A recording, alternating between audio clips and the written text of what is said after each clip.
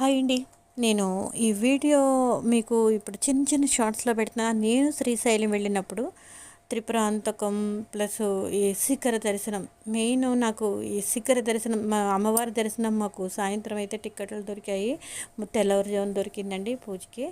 ఇప్పుడైతే శిఖర దర్శనం చుట్టూ ఉన్న లొకేషన్లో పాలధార పంచదార ప్లస్ ఈ శిఖర దర్శనం, వినాయకుడు టెంపుల్ ఇవన్నీ చూసుకుంటూ వచ్చాం. ఇప్పుడు శిఖర దర్శనం ఇక్కడి నుంచి నంది కొమ్ముల దగ్గర నుంచి శిఖరం కనబడుతుంది.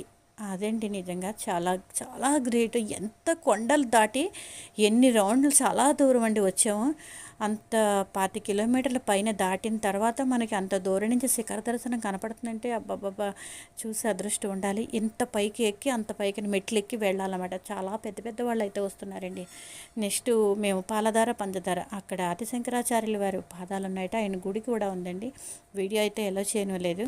ఆయన అక్కడ ధ్యానం చేసుకునేవారు ఆదిశంకరాచార్య వారు. ఇప్పుడు నేను చూపిస్తున్న వీడియో వచ్చి త్రిపురాంతకం. ఈ త్రిపురాంతకంలో ఎవరో విఐపి వచ్చినప్పుడు చిన్న గెస్ట్ మాకు చిన్న వీడియో అయితే తీసుకుందుకు ఎలా ఆటోమేటిక్గా తీసేసాను అనమాట. ఎలా చెల్లించారు.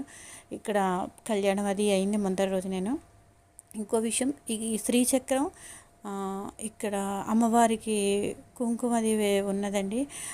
శ్రీచక్రం చాలా పెద్దదండి. అంత శ్రీచక్రాన్ని ఎక్కడ చూడలేదు.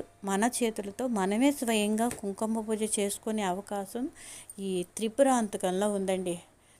చుట్టూ బయటకు వచ్చిన తర్వాత ఈ త్రిపురాంతకం దగ్గర అమ్మవారికి చీరలు అవి ఏమైనా పెట్టాలన్నా ఇక్కడే, వీళ్ళు పూజలు అవి చేసుకొని దీపాలు అవి పెట్టాలన్నా ఇక్కడ అవకాశం మనకి విజయవాడ